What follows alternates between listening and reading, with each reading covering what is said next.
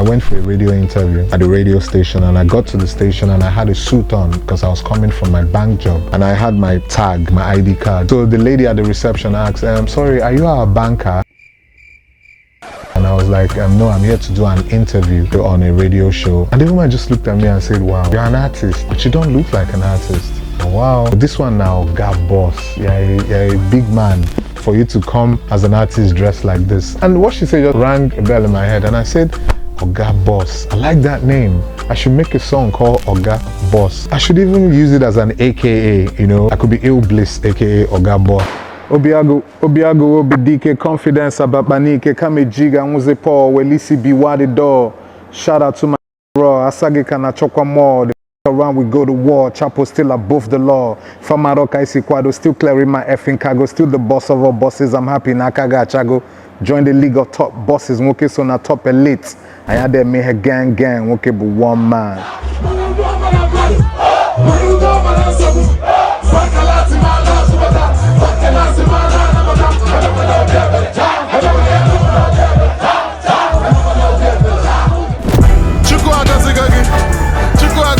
Nezia kisi fasale ni medi convertible magana chukwa gozigogi. Nezia kisi tukulukwana dichon magana chukwa gozigogi. Ili chukwa gozigogi. Ili chukwa gozigogi.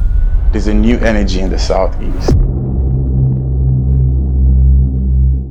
My name is Ill Bliss, aka Oga Boss, aka Ili Chapo, aka Odogu Malay, aka too many AKAs. Ezibwa Fambu Tobechuku Melvin Ejiofor. I was born in the Southeast. I was born in Enugu, specifically the 042 coal city. I was born into a very nuclear family. I grew up most of my life in around an area called New Haven, Lower Chime, and I and my family. I did 3 boys, and my mom was the last born. I attended schools around the Enugu, around the coal city, cosmopolitan area, from Ekulu Primary School to University Secondary School, and then eventually to University of Nigeria and Nsukka. Yeah, I have 2 older brothers, and then my moms and my dad. I had a quiet childhood, a very noisy childhood. I've been a New Heaven, I be Kwanogbe, but Imago, Azulayo, from my parents, the Kolaka Zwain, the guy into the really good schools in Enugu. So I grew up as a proper Eastern boy, proper, coal city boy, discovered rap music through my older brother. My older brother, Munachim, so, came back home from school one day when after tapes, he had gone to the local store at Nnamdi Azikiwe Stadium. There used to be a studio there called Music Garden. So Jaban was a record or tape, like a Maxell tape when out here. And he had a lot of rap records on the tape, from Eric B and Rakim to Queen Latifah to Father MC to Digital Underground, to KRS-One, to Boogie Down Production, just Heavy D and the Boys. These are the initial rap groups that I was exposed to in Magos. And I took that tape and I listened to it and I loved the way the music sounded. In Mago, everyone can see where Bidofuba hip-hop music now, and then I grew into the eras. And as the eras and periods kept occurring, I kept growing with all the music that was coming out at the eras. And with a lot of music influence from my mom. My mother was a music head, so we had a lot of vinyl. We had a huge vinyl collection and tapes as well when we were growing up. So I used to dig through the records, Imago, and that's where I discovered music from Barry White, music from the Jacksons, Yvonne Chaka Chaka, Osito Sadebe, Morocco Madoka, Celestine Okwo, Miriam Makeba. We had a lot of R&B music as well, from the Temptations, to every single thing, everything that was local and everything that was international. We had the vinyls, and we used to play with the vinyl player in our house. It was a very musical, house. So that's why I got in touch with my first contact with music came from there. And then when my brother introduced me to hip hop music, I knew it was something special. I knew na time na nkanwa be my era, and I just grew with it. Growing up in the cold city, as you can see, I'm wearing a cold city hoodie, and that's just how proud I am of OGA. Imago, ebamu, mebemuato. If any of them today as a man, as a young man, as a businessman, as a hustler, as a successful artist, but things in peak up growing up in the streets of Coal City, Imago, from Transekulu to Independence Lab to GRA to Ababa, you know, to Obiago, you know, to Maryland, to Gariki, to Okonano, you know, to Ido River, you know, Ebenin, Ebobunanto, everywhere that I set my foot on in that city, Imago, to Ogui Road, Imago, area Kali, Imago, Hudzu Kali. Growing up in the coal city as somebody where music talent wasn't the easiest of tasks. It wasn't something that was, you know, we didn't have a lot of support. We didn't have a lot of radio. By radio, I mean like FM stations that were supportive of the artists, you know. We didn't have we didn't have any record labels. We didn't have much. We just didn't have much coming up. It was just Onyabune Ekwichiri. We didn't even have the money to afford studios. So we just go to Rap City Jams or KC Records or AD Records or Music Garden and just go and dub instrumentals on tapes. Or I will lose the instrumental Nalo and you debezi our own verses on the instrumentals. Getting into the university and, you know, discovering and embracing the art of hip hop and rapping just helped position, you know, me in a different light. Just made me different. Hip hop wasn't something that was very mainstream. And then a lot of rap groups coming up at that point in time, but it was just like a niche thing. You know, we always used to meet at shows, trade freestyles, and of course my very good friend Obi-Wan as well was also rapping and singing at that point. We were a group. We became a group called Coal City's Finest, CCF. You know, and it was from there that I started to, you know, to just see a dream. You know, and seeing a dream from the east then was almost impossible because we didn't have a lot of things at our disposal. There were no record labels, you know, to nurture and A&R and direct and mold any artist. Everybody was just basically putting in the work by themselves, trying to come up by performing, you know, at the university shows, you know, and, you know, a few gigs here and there. I graduated from Nsukka and came over to Lagos for my youth service. So the Lagos boys always had, you know, the doper fashion, doper sneakers, doper Timberlands. You know, they always had aspiration. You know, by second year they would buy a car and just bring it from Lagos and just be terrorizing the entire university and just, they had all the chicks eating from their palms. They always had more money. They just had more swag and just kept telling me, all my Lagos friends kept telling me, you need to come to LAG because this is your rap skill. I don't know, man, you're just not, there's nothing average about you, so you need to just come and chase it, you know, from Lagos where you would have more opportunities. And when I finished service, when I finished uni, I now moved over to Lagos and started my sojourn, you know, as a resident of Lasgidi. You know, and so Lagos taught me everything, essentially. Everything today in the music business, you know, I learned from being out here. So while the East raised us, you know, Lagos made us, you know, because, you know, I learned a lot of things about the music hustle, about just understanding how the ecosystem works, how to make records, you know, how to promote music, and everything. But, you know, while all this was happening, my heart always stayed with the East. You know, my heart never left the East.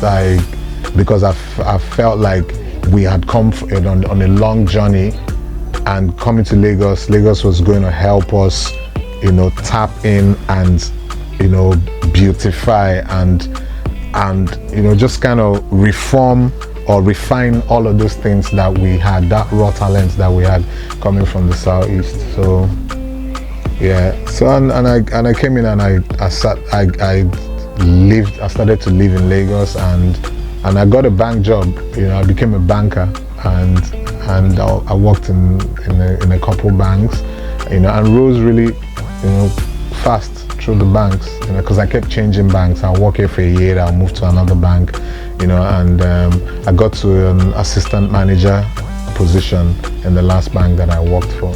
It taught me a lot. Taught me a lot about management. Taught me a lot about, like hierarchy and organogram. When you're in a bank, you know that today you're a trainee, next tomorrow you're an assistant banking officer, then you're a banking officer, then you're a senior banking officer, and all of it came with targets. All of it came with, hustle, liability generation, finding clients, lending to the right clients. I was in marketing as well, and I moved from oil and gas to commercial banking to retail banking, and experienced a lot of treasury, risk management, customer service, human resources. So every part of the banking system I internalized, and I was using it for my music as well, because then in the morning I'll be a banker, then in the evening I'll become a rapper, you understand? Or even some days while I was at the bank, I'll be a rapper, like an artist in the mornings.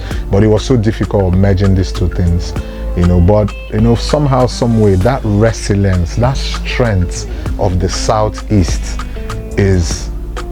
I embody it, because that is what just kept me going. Because when you're coming from an environment, you're coming from the trenches, you're coming from trenches with no lights, nothing, you just don't know where you're going. You just know that you have talent, you have raw talent, and you know that if you go hard with the resources that you found in a big city like Lagos, you were going to make it. So that's what drove all of us, to leave the Southeast at some point and cross over to Lagos and live here for a while and chase the music dream, because it was really all a dream. It was all a dream. I'm reading this, by the way, and it was all a dream. So and then as hip-hop continued to find its feet, to evolve, I just kept putting out records. I just kept staying consistent with it, always adding the music, always infusing the culture, the Igbo language, whether in my choruses or whether in a few lines in the body of the song itself, because I felt like identity was something that was big for me, I rechristened myself that Igbo boy, Ill Bliss, that Igbo boy, because I felt like people needed to understand where I was coming from, and like culturally what I stood for. So I had this record, Okwa, that Igbo boy, chilling in the club buying drinks anyhow. Why you fronting like you don't like her? When I come on radio, you just did. So it was a fun record. It was something that people would listen to and be like, man, these Igbo guys, they always just come through and they like to show out. They like to show themselves.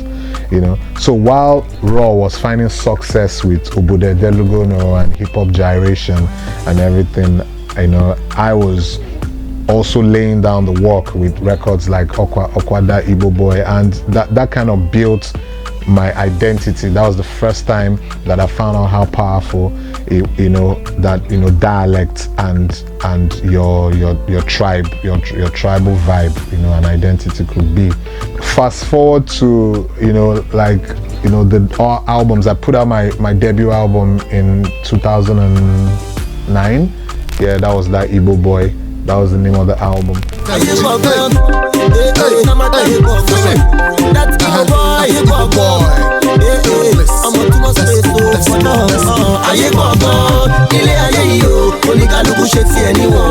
And then in 2012, I put out the OGA Boss album.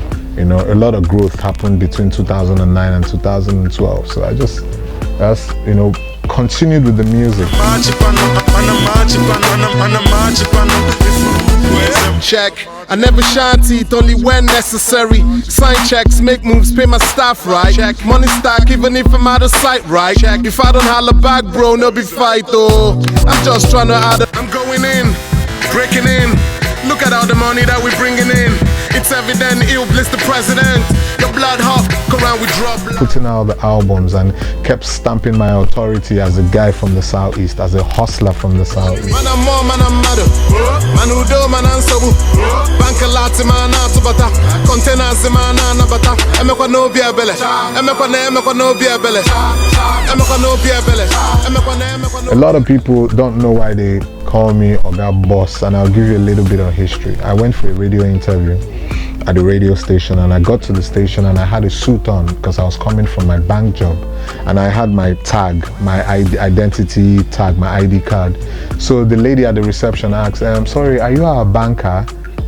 Because of the way I was dressed, and I was like, no, I'm here to do an interview on a radio show. And the woman just looked at me and said, wow, you're an artist, but you don't look like an artist. Oh, wow. Okay, feel this shit. So she gave me a book and a pen and said, write your name in. You know, this one now, Gab Boss. You're a big man for you to come as an artist dressed like this. Poor lady didn't know I was coming from work, and typically I would change my outfits, wear something that was a lot more, hip hop and a lot more urban. But that day I didn't have time because I was coming from a client's office, so I went straight to the interview. So I just walked in there with my outfit. And what she said just rang a bell in my head, and I said, Oga Boss. I like that name. I should make a song called Oga Boss. I should even use it as an AKA, I could be Ill Bliss, aka Oga Boss, and that's the history of all of this entire Oga Boss moniker that I've enjoyed over the years, that helped me establish my brand as a hip hop artist. So and that's where the Oga Boss journey of Ill Bliss, that's where the Oga Boss chapters officially opened, and I just continued to make music, continued to also infuse our language in the music, in the best ways that I can.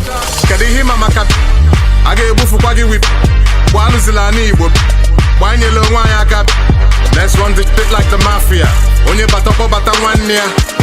Bank a Lot was on my 2015 album. Yeah, that was called Powerful. I think that was my third album.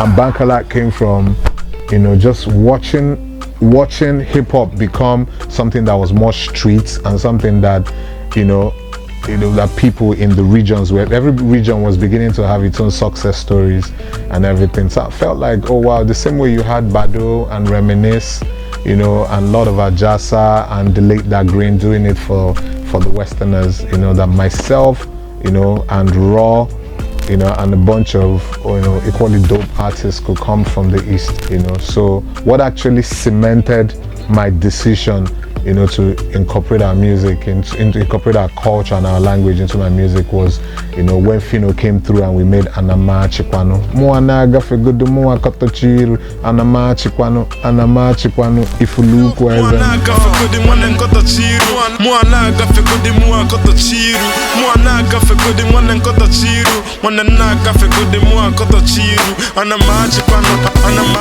and when we did that, it was incredible because people now started to look at hip-hop of Eastern origin differently. They started to look at it like, there's something here, there's something different, because we're rapping on those really hard beats, those really tough hip-hop beats, but the choruses would be, in Igbo, and then Fino would come through with his Igbo bars and everything, and we just created a totally different sound, a sound that reflected the hustle and the struggle of the Southeast, our home soil, where we were coming from, So and then from there I moved on to other records like Chukwa Gozigogi, Nezeki si pasaluni made convertible makana Chukwa Gozigogi,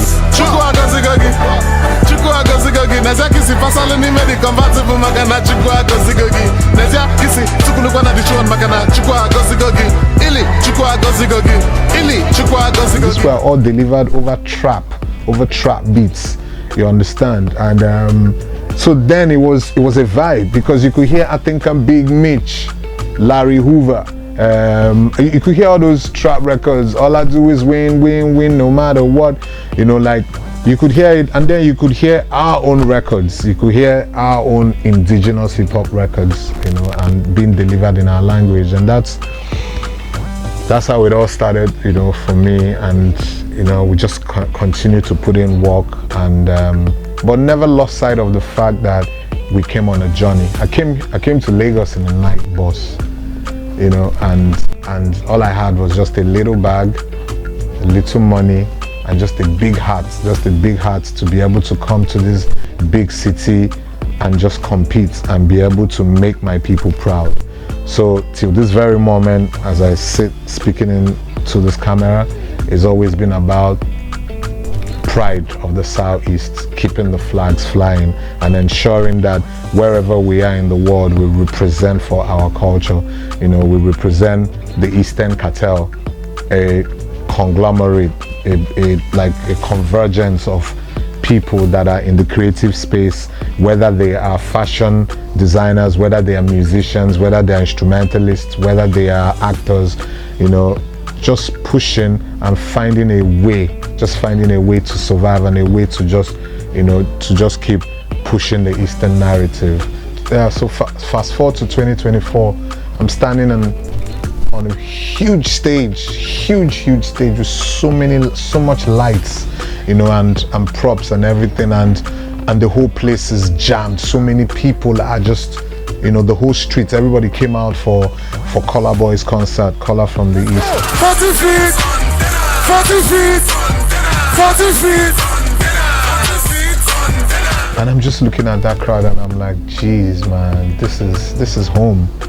These are all the streets of the Southeast, from the streets in Enugu to the streets in Onitsha, to, you know, to the streets in Aba, to the streets in Ebonyi State, to the streets in Owerri, and everybody is here.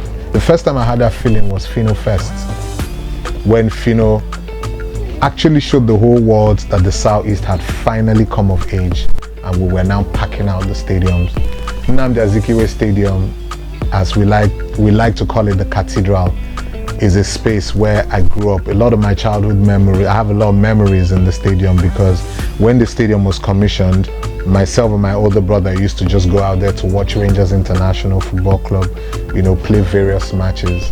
The Rangers have stood the test of time. Nnamdi Azikiwe Stadium has also stood the test of time.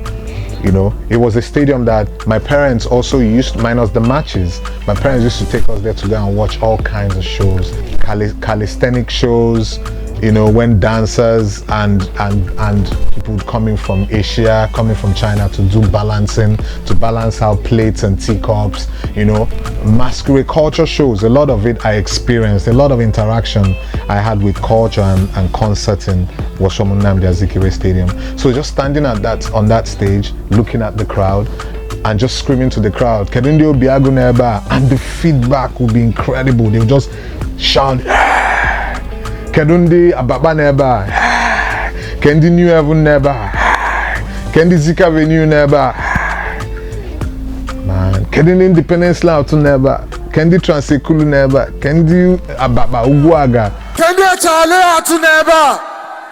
The whole hoods, man, every corner of Enugu, Kendi Zika Venue, Kendi Owani, Kendi Achale Out, Kendi Obiago, all of those people, and I'm just looking at them and everybody's vibrating, and I'm like, this is how it feels to actually come home as a king, you know. And I looked at it and I said to myself that it wasn't just about me. There's a whole new generation of new artists of Eastern origin that were being cheered on by our people. So finally, we had become massive enough for us to come out and stay around each other and support each other wholeheartedly. It's such an incredible feeling. Same feeling I had with Fino Fest. You know, when Fino had Fino Fest at the Nnamdi Azikiwe Stadium, and it was crazy. Like, you could look at the crowd and people were just pushing. They were just pushing themselves, like they were chanting the music. Every line was being performed, you know, artist after artist. And I just looked at that legacy that Fino had laid down. And I just looked at what Jerick is currently doing, what Color Boy is currently doing, what Aguero Banks is currently doing, and what the next generation of artists coming out of the Southeast. You know, I'm talking the likes of Hugo P, I'm talking the likes of, you know, Hista La Vista, I'm talking the likes of Lucy Q, you know, and even the, you know, the generations that are not just even the ones that are not even hip hop artists. You know, I'm talking CJ Obasi, I'm talking Purple Boy, I'm talking Bad Girl Zani. You know, there's so many artists, and I'm just looking at all of that energy. And then again, I reflect on the energy that I got just attending Max Swags in the Yard Raves at Cubana. And I'm just looking at the city and I'm like, man, this is a totally different city. This is Trap City, man. This is Coal City. This is Trap City. This is a story of how the young people reformatted everything and got into the culture head first. Got into the culture, supporting their own and being proud of where we're coming from. And it felt incredible. And I just smiled and I said to myself that the sun will always rise in the east. Trapping is global. It's a global phenomenon. Trapping is, you know, you're trapping, you're hustling, you're trying to beat poverty, you're trying to escape from, you know, from the deepest trenches, and you're trying to change your life, and you have to do what you have to do to get out of the trap, you know. So you're trapping, you're in the process of growing, and you're in the process of making it something that is something of your past, like a reality that you escaped from, you know. And a lot of young people are in the streets, you know, in the streets trying to make it, trying to figure it out, trying to better the lives that their parents could give them. In the Southeast is deep trap, you know, entrenched in the trap, because so it's not the most buoyant, it's not where you have the most liquidity or the most, you know. I mean, there's a lot of money in the Southeast, but the money is where it is. You know, you also have a lot of people that are going through a lot of grind, you know, can be able to put food on the table consistently. And the kids are watching all of this and they're like, I'm never gonna end up like my parents, so I'm gonna do what I have to do, you know. If it's G that I need to do, you understand, you know, if it is drugs that I need to deal, yeah, and whatever I have to do to be able to get out of this situation that I am in. So people, it's hustlenomics 101, you know, is the course that the streets teach you on survival, you know. So that's the way I see that. I see a lot of young people grinding and doing what they have to do. So when they get into music, they get into music with that same state of mind. They get into out hustle everybody and make a statement and make sure that they leave that trap. Igbo is unique. I mean, not just because it's my language, but it's absolutely unique, and Igbo is there's something about Igbo that is from the heart. I'm not saying other dialects are not from the heart, but there's just something that, you know, the expressions, the way the words just drop, you know, just doom, Igbo just drops, you know, and conveys the message that it needs to convey, you know. Like when you're rapping in English, made a lot of sacrifices, fame comes with a lot of prices. My brother, stick to your right, shoe sizes and do you. Stay you, but never lie to you. Understand that destinies differ, spark and take shots of whatever you're sipping in your cup. One side versus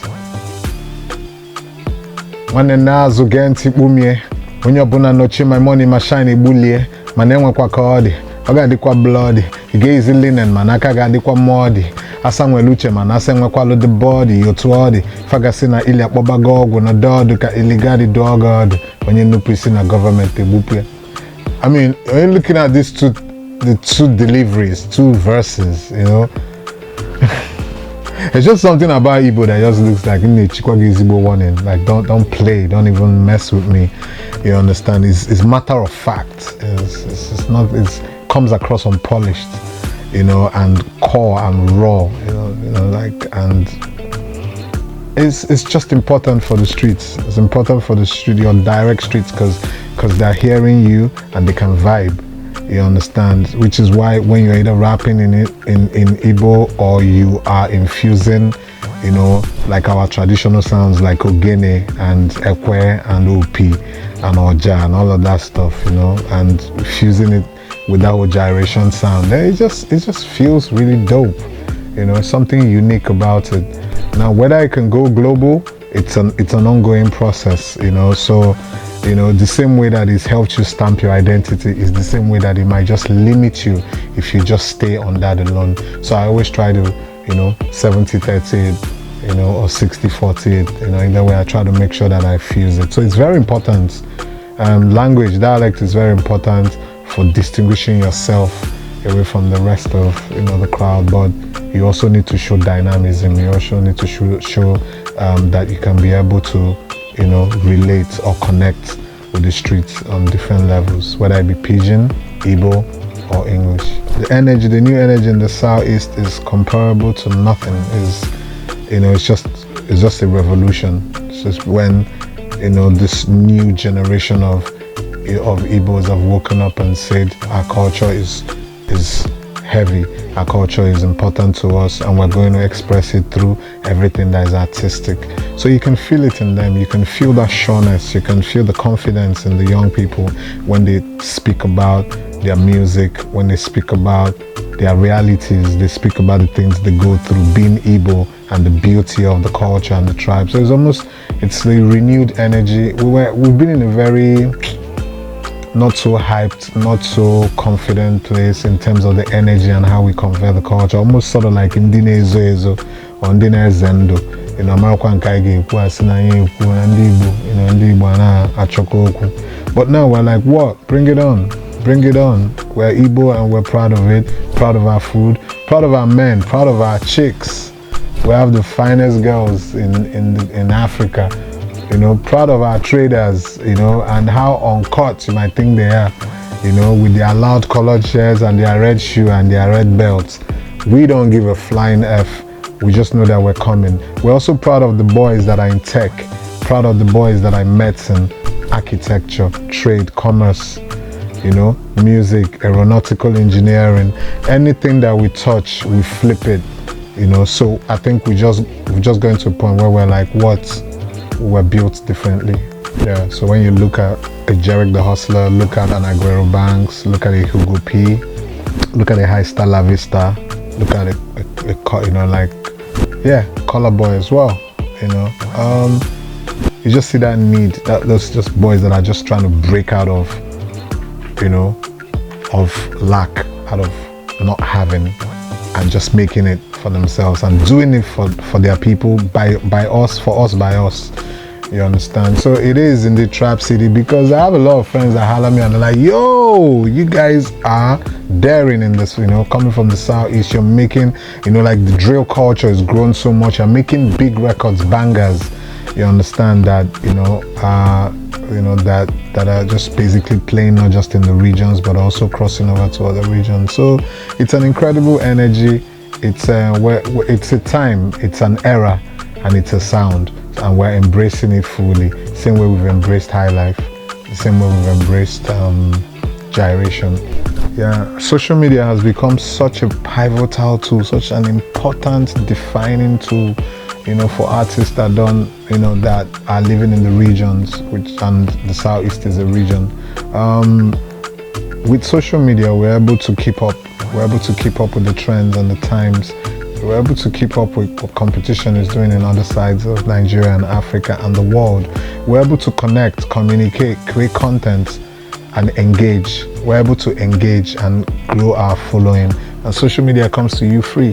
So as against, you can be an artist and blow up with a skit or a song or a dance move in the Southeast, as against having to look for who's going to plug you in, who's going to carry you on their back. People are more daring and they're just embracing social media and utilizing it and using it.